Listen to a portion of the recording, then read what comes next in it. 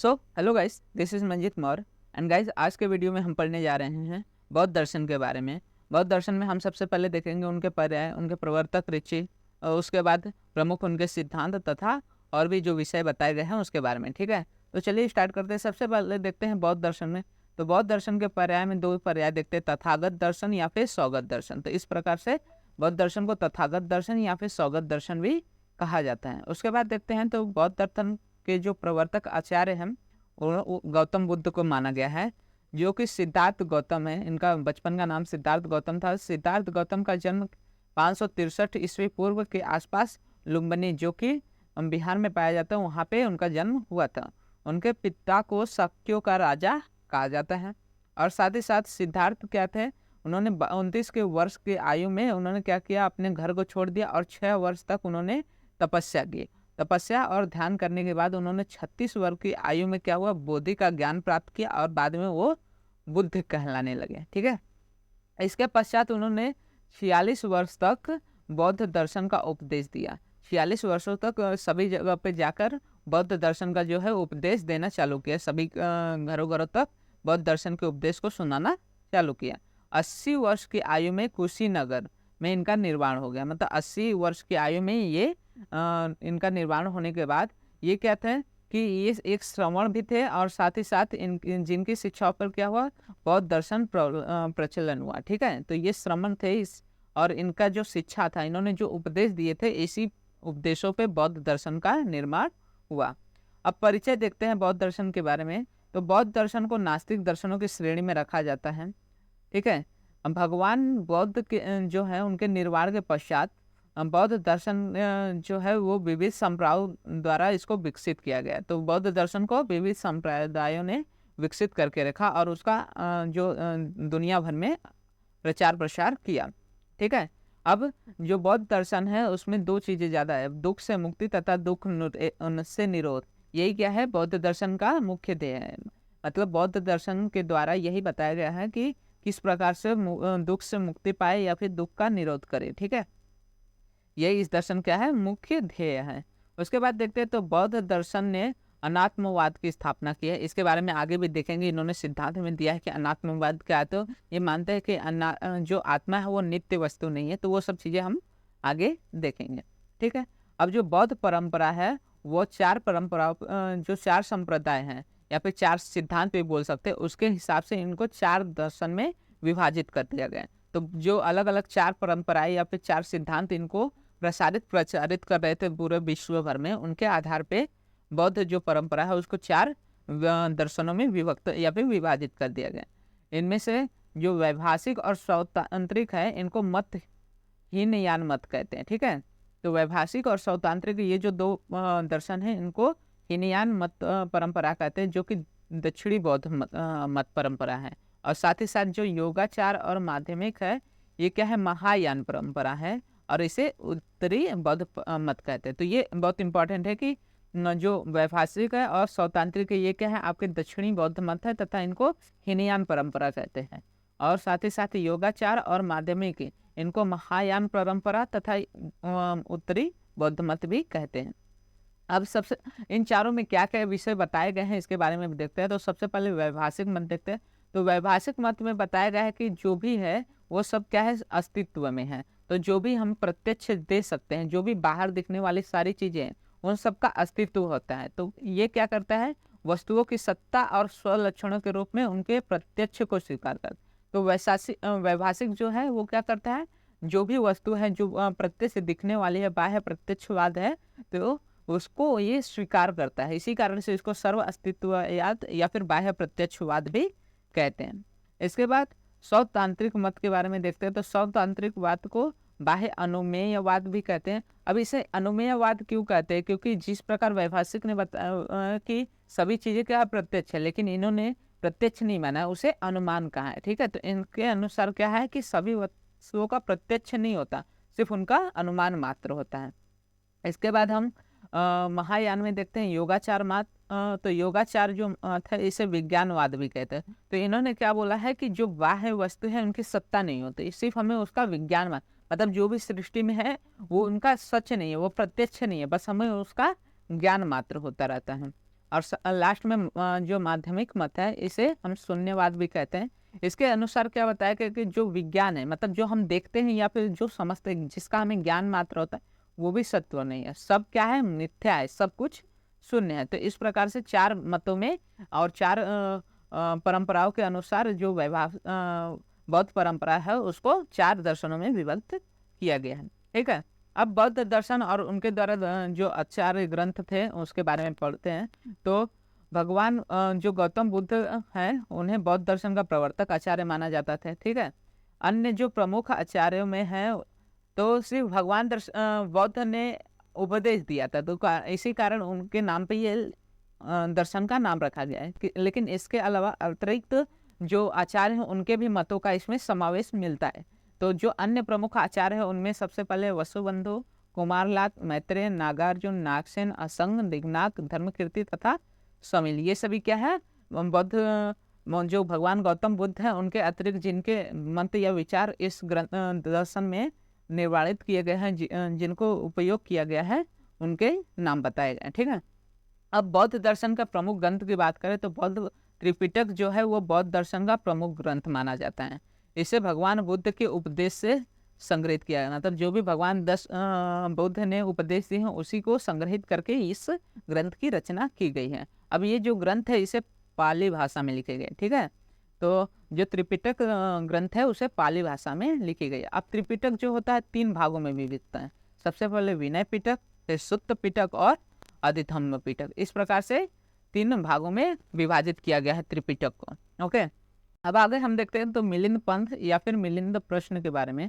तो जो मिलिंद पद या मिलिंद प्रश्न है इसमें क्या है, ये भी एक बौद्ध जो साहित्य है उसका एक महत्वपूर्ण ग्रंथ है। इसमें क्या है, जो सम्राट मिलिंद है उनके द्वारा कई सारे प्रश्न उठाए गए, जैसे ज्ञान के बारे में या फिर जो भी उनकी शंकाएं थे उनका समाधान क्या है, नागसेन द्वारा किया गया है। तो इसमें उन्हीं द्वारा जो प्रश्न उठाए गए तथा उसका समाधान के बारे में समावेश मिलता है। उसके बाद बौद्ध दर्शन के प्रमुख सिद्धांत के बारे में बात करें तो जो क्षण भंगुरवाद या फिर क्षणिकवाद है वो दिया गया है सबसे पहले। तो इसमें क्या बताया गया है कि जो सभी चीज़ें होती हैं, जो भी सभी वस्तुएं होती हैं वो सभी क्या होती है, क्षणिक होती हैं। ठीक है, तो इसमें बताया गया कि जो वस्तु है उसका निरंतर परिवर्तन होता रहता है और कोई भी वस्तु एक क्षण से अधिक स्थायी नहीं हो रहती है। ठीक है, तो इसमें क्या बताया गया है कि अगर कोई वस्तु है तो उसका निरंतर परिवर्तन एक रूप से दूसरे रूप में होता रहता है, कोई भी वस्तु स्थायी नहीं रहती। ठीक है, कारण द्रव्य कार्य द्रव्य को उत्पन्न कर क्षण में नष्ट हो जाता है तथा उसी तरह अगले ही क्षण क्या होता है, जो कार्य द्रव्य है वो कारण रूप लेकर अवस्थानंतर को प्राप्त होता हुआ नष्ट हो जाता है। तो इसमें बोला गया है कि कारण कार्य में तथा कार्यकरण में इस तरह प्रतिक्षण नष्ट और विलीन होकर दूसरे को अवस्थानंतर होकर दूसरे का रूप देते हैं। ठीक है, तो इस प्रकार बताया गया है कि निरंतर इनमें परिवर्तन होता है, कार्य का कारण में, कारण का कार्य में, तो निरंतर परिवर्तन होते रहता है। ठीक है, तो इस प्रकार की जो कारण और कार्य की श्रृंखला है वो हमेशा चलती रहती है। तो कार्य कारण की श्रृंखला क्या है, एक सतत गतिशील प्रवाह, मतलब कोई भी जो चीज़ हम देखते हैं या फिर जिन चीज़ों का भाव है तो वो हमेशा बनी नहीं रहते, उनमें सतत क्षरण, मतलब उसमें क्षीणता होती रहती है या फिर उनमें क्षरण होता रहता है और सतत वो बनती रहती है। ठीक है, इसके बाद आगे देखते हैं तो प्रतीत समुत्पाद। तो इसमें क्या बताया गया कि अगर एक वस्तु नष्ट हो रही है तो वो दूसरे की उत्पत्ति करती है और इस नियम को ही हम प्रतीत समुत्पाद कहते हैं। ठीक है, तो एक जब वस्तु नष्ट हो रही है तो वो दूसरे को उत्पन्न करने के बाद नष्ट हो रही है। अब प्रत्येक उत्पाद का एक प्रत्यय होता है, तो इसमें बोलना चाहता है जो भी वस्तु क्या होते हैं, जो किसी वस्तु के उत्पन्न होने से पूर्व ही नष्ट हो जाता है उसे हम प्रत्यय कहते हैं। तो जो चीज उत्पन्न होने से पूर्व ही नष्ट हो जा रही है उसे हम प्रत्यय कहते हैं, इसी कारण इसको प्रतीत समुत्पाद कहा गया है। अब जो प्रतीत समुत्पाद है वो कार्य कारण सिद्धांत की अविच्छिन्न नहीं है बल्कि ये विच्छिन्न प्रवाह को मतलब वो मानता है कि जो कार्य कारण सिद्धांत है उसमें कोई भी काल का अयोग नहीं है, मतलब लगातार वो कार्य चलते रहने वाला है। ठीक है, अब तीसरा देखते हैं हम सिद्धांत अनात्मवाद। जब परिचय देख रहे थे वहाँ पे भी बात किए थे कि जो बौद्ध दर्शन है उसने अनात्मवाद को माना है। तो अनात्मवाद में ये बताया गया कि जो बौद्ध दर्शन है उनके अनुसार क्या है कि आत्मा नित्य वस्तु है। जिस प्रकार इन्होंने क्षण भंगुरवाद दिया या क्षणिकवाद दिया उसी तरह ये बोलते हैं कि आत्मा भी प्रतिक्षण क्या होते हैं, नष्ट होते रहते हैं और बनते रहते हैं। तो ये क्या बोलते हैं कि वह अन्य वस्तुओं की तरह ही क्षण क्षण उत्पन्न होता है और नष्ट होता रहता है। ठीक है, अब बौद्ध दर्शन क्या करता है, आत्मा के अस्तित्व को मानता है, लेकिन आत्मा शब्द ये नित्य चेतन वस्तु के अर्थ में व्यवहार में नहीं लिया लिया जाता है। इसलिए बौद्ध दर्शन ने क्या किया है, अनात्म शब्द का प्रयोग किया है। तो उन्होंने आत्मा की जगह उन्होंने एक तरह से अनात्म शब्द का उपयोग किया है। साथ ही साथ आत्मा के लिए बौद्ध दर्शन ने एक और अन्य शब्द का प्रयोग किया है, जिसे उन्होंने सत्काय बोला है, अर्थात जो कि शरीर से भिन्न है लेकिन शरीर में उपस्थित है और अमर तत्व है, तो उसे उन्होंने आत्मा को सत्काय नाम दिया है। ठीक है, तो ये भी इंपॉर्टेंट है कि क्वेश्चन या फिर एमसीक्यू आ सकते हैं कि अनात्मवाद या फिर बौद्ध दर्शन ने आत्मा को कौन सा नया वर्ग दिया है। उसके बाद हम देखते हैं कि जैसे कि हम लोग ने परिचय में देखा कि जो बौद्ध दर्शन है उसका मुख्य ध्येय है कि दुख का निरोध या फिर दुख का विनाश। तो उसके लिए उन्होंने 8 मार्गों का निवरण दिया है, उसका विवरण दिया है, उसी को हम लोग अष्टांगिक मार्ग बोलते हैं। तो बौद्ध दर्शन ने क्या किया है, दुखों की निवृत्ति के लिए 8 मार्गों का वर्णन किया है, इसे हम अष्टांगिक मार्ग कहते हैं। तो इन अष्टांगिक मार्ग में सबसे पहले आता है सम्यक दृष्टि, मतलब सही गलत कर्मों के सम्यक ज्ञान को ही हम सम्यक, मतलब क्या चीज़ सही है क्या गलत है, ये हमें करना चाहिए या नहीं, इस तरह की जो दृष्टि रखता है या फिर ज्ञान रखता है उसे ही हम सम्यक दृष्टि कहते हैं। उसके बाद सम्यक संकल्प, तो राग मतलब गुस्सा ना करना, हिंसा रहित संकल्प, मतलब कोई भी ऐसा चीज़ सोचना जिसमें न राग रहे या फिर गुस्सा ना रहे, किसी के लिए अहित न रहे, किसी के लिए हिंसा ना रहे, तो उसे हम सम्यक संकल्प कहते हैं। सम्यक वचन, तो असत्य बोलना, चुगली करना, असंबद्ध मतलब बिना बात के बोलना, और कटु वचन किसी के साथ परुष वचन में बात करना, ये सभी क्या है, सम्यक वचन। तो इन सभी से रहित मतलब असत्य न बोलना, चुगली न करना, असंबंध या फिर कटु वचन न बोलना, इन सब से रहित तथा मृदु वाणी को बोलना, ये सभी क्या है, सम्यक वचन कहलाते हैं। अब सम्यक कर्म क्या है, तो जैसे हिंसा हो गई, किसी को मारना पीटना नहीं, साथ ही साथ चोरी न करना, कार्य ये सभी क्या है, कार्य सम्यक कार्य कहलाते हैं। उसके बाद सम्यक जीविका, सम्यक जीविका मतलब हम किस प्रकार से अपने जीवन का निर्वाह कर रहे हैं, तो उसे हम जीविका कहते हैं। तो पैसा कमाने के लिए मद्य व्यापार ना करना, मांस का व्यापार नहीं करना, इस सभी को हम लोग सम्यक जीविका कहते हैं। साथ ही साथ सम्यक प्रयत्न के बारे में, मतलब किस प्रकार के यत्न हमें करने चाहिए, तो बुरी भावनाओं को रोकने का प्रयत्न करना चाहिए, इंद्रियों पर संयम बनाए रखने का प्रयत्न करना है, इंद्रियों को अपने विषय की ओर भटकने नहीं देना चाहिए। साथ ही साथ अपने आप को जो अच्छा बनाने के लिए प्रयत्न किया जाता है उसे हम सम्यक प्रयत्न कहते हैं। फिर अथवा सम्यक स्मृति, तो जो भी हम लोग स्पष्ट ज्ञान है उसके देखने की तथा कार्य करने की कोशिश को हम सम्यक स्मृति कहते हैं। उसके बाद लास्ट है सम्यक समाधि, मतलब जो मन के विक्षेप है, मन में जो बुरी भावना है उन सभी को हटाकर समाधि की स्थिति जो प्राप्त की जाती है उसे हम सम्यक समाधि कहते हैं। तो इस प्रकार से अष्टांगिक योग दिया गया है जो कि हमें दुख से निवृत्ति दिलाने के लिए कार्य करते हैं। ठीक है, इसके बाद 5वां है शून्यवाद।